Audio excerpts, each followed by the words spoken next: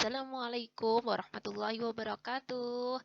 Apa kabar semuanya? Hari ini kita akan belajar dengan Bu Uin di mata pelajaran Bahasa Indonesia, tema 1, subtema 1, pembelajaran ke-1, materi mengidentifikasi ciri-ciri makhluk hidup. Ibu harapkan setelah belajar ini, ya, kalian bisa setelah mengamati video, peserta didik dapat menganalisis ciri-ciri makhluk hidup dengan tepat. Setelah mengamati video, siswa dapat membandingkan ciri-ciri makhluk hidup dengan tepat. Setelah mengamati video, siswa dapat menentukan minimal 4 ciri-ciri makhluk hidup dengan tepat. Setelah membaca teks bacaan, peserta didik dapat membuat kalimat tentang ciri-ciri makhluk hidup pada sebuah bacaan.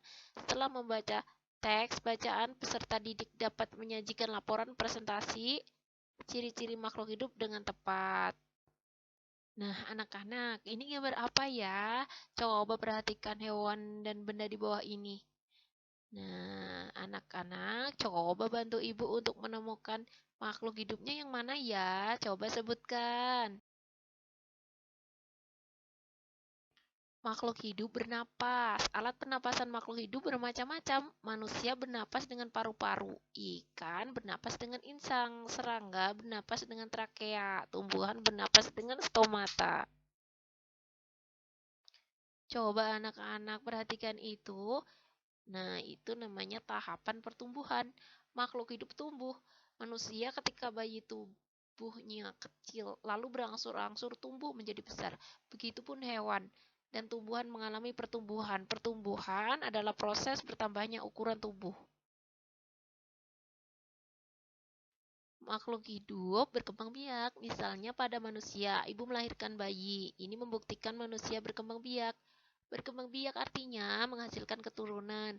Tujuan berkembang biak adalah melestarikan jenisnya agar tidak punah. Nah, coba lihat itu anak-anak.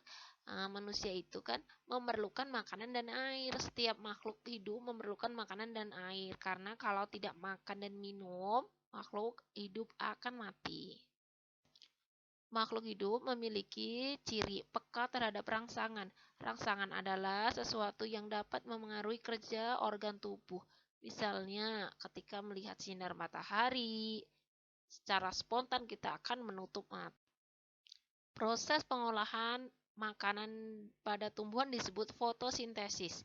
Fotosintesis hanya terjadi pada tumbuhan yang berwarna hijau saja.